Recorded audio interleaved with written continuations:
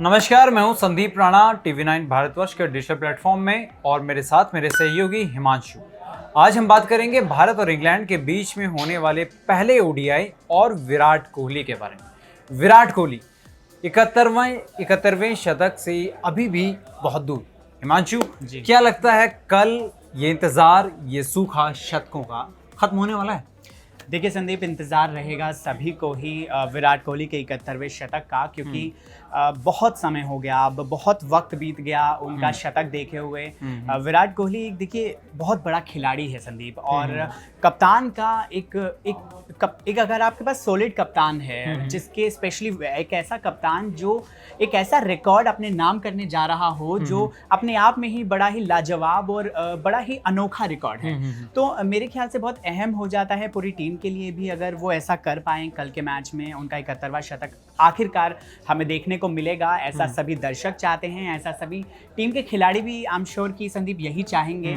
और बाकी उन बहुत ज़्यादा इंतज़ार हमें अभी तक करना पड़ गया। काफ़ी बार वो करीब पहुँचे संदीप, उस शतक के बहुत करीब पहुँचे, लेकिन किसी ना किसी कारणवश वो उस मुकाम को हासिल नहीं कर पाए। तो आई एम श्योर बहुत ज़्यादा एक्साइटिंग होगा देखना और उनका शतक, और देखते हैं कि अब कल के मैच में क्या होता है। 8 मार्च 2019 ये वो तारीख थी जब विराट कोहली का आखिरी शतक हम लोगों ने देखा था बांग्लादेश के अगेंस्ट। उसके बाद से कई ऐसे मौके आए, जैसे कि आपने बताया कि विराट कोहली करीब पहुंचे शतक के, लेकिन फिर चूक गए। चाहे वो ऑस्ट्रेलिया के सेकंड वनडे था या थर्ड वनडे था, सेकंड वनडे पे वो 78 बनाए उन्होंने, हेजलवुड नहीं, वो आउट हो गए। तीसरे में उन्होंने 80 समथिंग बनाए, फिर आउट हो गए। क्या लग रहा है आपको, कहाँ वो क्या गड़बड़ कर रहे हैं? कहीं उनके अंदर जो 71st रिकॉर्ड शतक मारने को लेके कहीं वो जल्दबाजी तो नहीं कर रहे, या टेक्निकल खामियां आ रही है, या फिर वो नेचुरली खेल रहे हैं, एक टाइम पीक पे ऐसा आता है? आपको क्या लगता है क्यों वो स्टक कर गए हैं? देखिए संदीप, अब किसी न वजह तो अब आई एम श्योर कि वो ज़्यादा उस पर एनालिसिस कर पाएंगे कि क्या वजह रह रही हैं कि वो उस शतक तक क्यों नहीं पहुंच पा रहे हैं बहुत ज़्यादा करीब जाने के बाद भी। 1 साल 222 दिन संदीप ODI में हो गए हैं, सिर्फ शतक लगाए गए, सिर्फ ODI की अगर हम बात करें तो लास्ट उन्होंने 8 मार्च को ही 2019 को लगाया था अपना लास्ट शतक ODI में। और हालांकि उसके बाद day night test match Bangladesh के खिलाफ जो 2019 में ही उन्होंने खेला, हालांकि उसके बाद उन्होंने शतक लगाया था, लेकिन ODI में भी बहुत सूखा है शतकों का। इसके अलावा देखिए टेस्ट क्रिकेट में भी अब काफ़ी टाइम हो गया है, और देखिए ऑस्ट्रेलिया की सीरीज़ चली गई, हालांकि उन्होंने एक ही मैच खेला वहाँ पर टेस्ट मैच, लेकिन फिर इंग्लैंड के खिलाफ भी वो उस फॉर्म में नज़र नहीं आए। हालांकि एक मैच में वो बहुत करीब पहुँच गए थे, लेकिन फिर भी वो चूक गए उससे शतक से। तो देखिए, और अगर हम देखिए संदीप, अगर हम उनके आउट होने का जो तरीके हैं उस पर गौर करें तो ऐसा नहीं है कि वो सिर्फ पेस के खिलाफ ही परेशान रहे हैं। चाहे हम ऑस्ट्रेलियन पेसर्स की बात करें, जोश हेजलवुड ने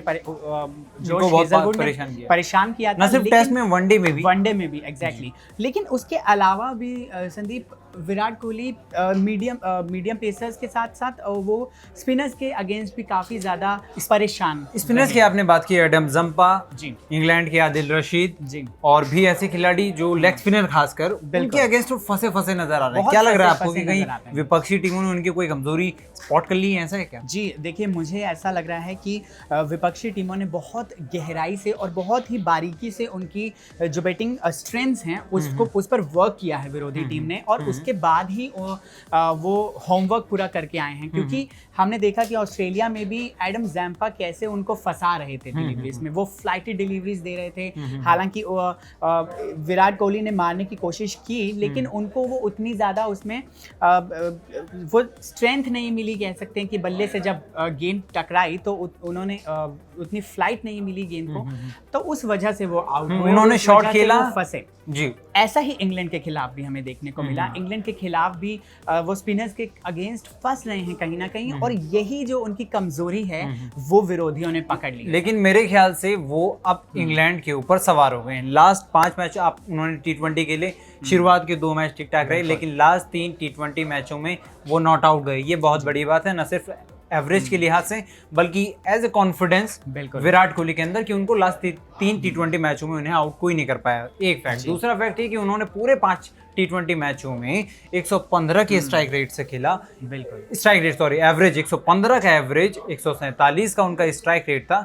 दमदार वापसी उन्होंने फॉर्म में की। तो क्या आपको लगता है कि अब वो इंग्लैंड पे सवार हो गए हैं, बहुत जल्द उनकी अगला शतक उनका आने वाला है, आपको लगता है? देखिए बिल्कुल हमें उम्मीद है कि ऐसा ही हो। लास्ट आपने T20s की बात की संदीप, बिल्कुल एक कप्तानी पारी कह सकते हैं उन्होंने लास्ट T20s में। हमें पिछले T20 में जो कब्जा किया है भारतीय टीम ने, उसमें भी हमने देखा कि वो लास्ट तक नॉट आउट रहे और एक कप्तानी पारी उन्होंने खेली। और मुझे तो ऐसा देखकर लगा संदीप कि उन्होंने वो जो विरोधी जो बॉलर्स उन पर हावी हो रहे थे ना, उन्होंने जवाब ढूंढ लिया है उनका, कैसे अपने बल्ले से उन्हें जवाब देना है, कैसे उनको टैकल करना है। मुझे ऐसा लगता है संदीप उन्होंने सीख लिया है और अब ये हमारे लिए बहुत बड़ी खुशखबरी की बात है, भारतीय टीम के लिए राहत की बात है कि अब विराट कोहली का शतक हमें देखने को जल्द ही मिल सकता है। जल्द मिल सकता है जी हाँ। 5वां वो T20 मैच था, विराट कोहली सबको चौंका कर एकदम ओपनिंग करने आते हैं रोहित शर्मा के साथ।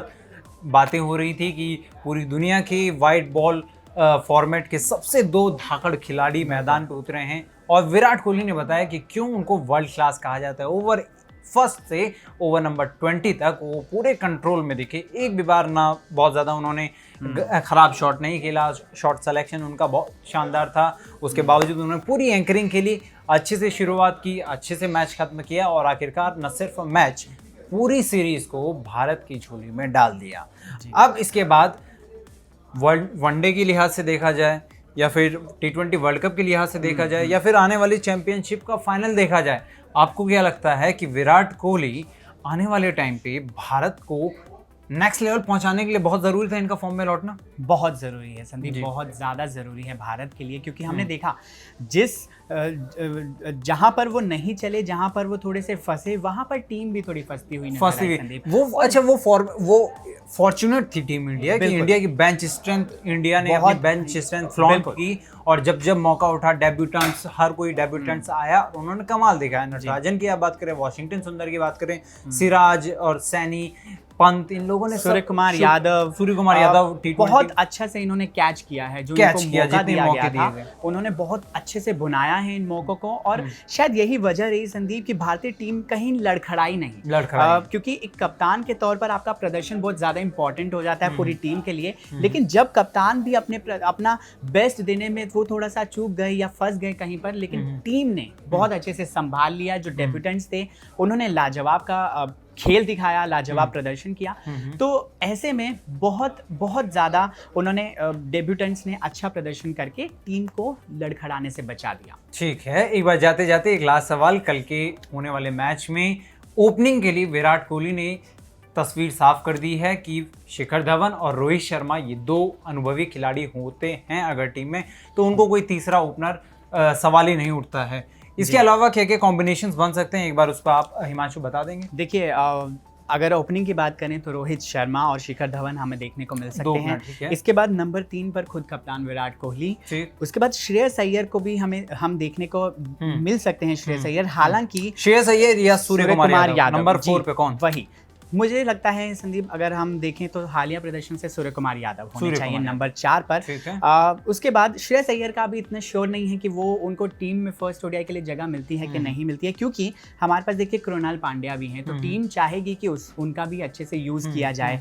लेकिन क्या आपको ऐसा थोड़ा हार्श कॉल नहीं लगती कि क्योंकि उन्होंने ऐसा कोई बुरा प्रदर्शन भी नहीं किया ऐसा उनका कि अचानक से उनको टीम से बाहर कर देना थोड़ा उनके बुरा प्रदर्शन नहीं हो जाएगी? नहीं, बुरा प्रदर्शन बिल्कुल नहीं किया संदीप, लेकिन आप देखिए सूर्य कुमार यादव एकदम इनफॉर्म बैट्समैन है। अगर आप सूर्य कुमार यादव को बाहर बिठाते हैं या फिर आप श्रेयस अय्यर को खिलाते हैं, तो फिर आपको दोनों में से ये डिसाइड करना पड़ेगा कि आपको हालिया प्रदर्शन पे जाना है या फिर आपको ये देखना है कि किसने बुरा प्रदर्शन किया है। तो आप दोनों को एक साथ टीम में नहीं देखते हैं? मैं देखिए दोनों को एक साथ टीम में नहीं देखता हूं, क्योंकि दोनों एक साथ अगर आ जाते हैं तो हमारे पास फिर कृणाल पांड्या के लिए जगह नहीं बचती है, जो कि एक मिडिल ऑर्डर में एक बहुत ही हैंडी बैट्समैन इंडिया के लिए डाउन द ऑर्डर फिर उनको डाउन द ऑर्डर देखिए नीचे कर देना पड़ेगा, जहां पर ऋषभ पंत भी रहेंगे और तो ठीक है, नंबर 4 पे आपका सूर्य कुमार यादव आपने बोला जी। फिर नंबर 5 पे आपके विकेट कीपर ऋषभ पंत आएंगे। उसके बाद फिर आपको हार्दिक पांड्या नजर आएंगे देखने के लिए। ठीक है, और फिर उसके बाद आपको देखना पड़ेगा, अगर तो कृणाल पांड्या हैं तो फिर वो आएंगे, अदरवाइज फिर वॉशिंगटन सुंदर का नंबर आता है वहां पर। और फिर आपको डिसाइड करना है कि भुवनेश्वर कुमार तो जाएंगे ही जाएंगे, शार्दुल ठाकुर भी जाएंगे। उसके बाद आपको टी नटराजन, मोहम्मद सिराज या फिर प्रसिद्ध कृष्णा, इनमें से आपको देखना है। और मेरा ख्याल है कि मोहम्मद सिराज को सबसे ऊपर वरीयता दी जाएगी, ये इसलिए क्योंकि मोहम्मद सिराज कहीं ना कहीं उनके पास वो जो नेचुरली इन स्विंगर आता है वो कहीं ना कहीं बहुत शानदार होता है। खैर, तो ये थी हमारी आज की बातचीत। कैसी लगी ये पूरी रिपोर्ट, हमारी जो बातचीत है, इस पर आपका क्या ख्याल है? विराट कोहली के शतक पर आपका क्या ख्याल है? और कल होने वाले ओडीआई पर आपके क्या ख्याल है? कमेंट सेक्शन में हमें ज़रूर बताएं। और बाकी की क्रिकेट से जुड़ी अन्य बड़ी खबरों के लिए सब्सक्राइब हमारे साथ जुड़े रहें TV9 भारतवर्ष डिजिटल प्लेटफॉर्म। आपकी सेहत आपकी बात, देखिए कैसे रहें फिट मेरे साथ। खान पान, स्ट्रेस, डिप्रेशन पर अब जरूरी है बात। मैं हूं doctor Shikha Sharma. TV9 digital पर देखिए मेरे साथ। आप फिट तो सब हिट।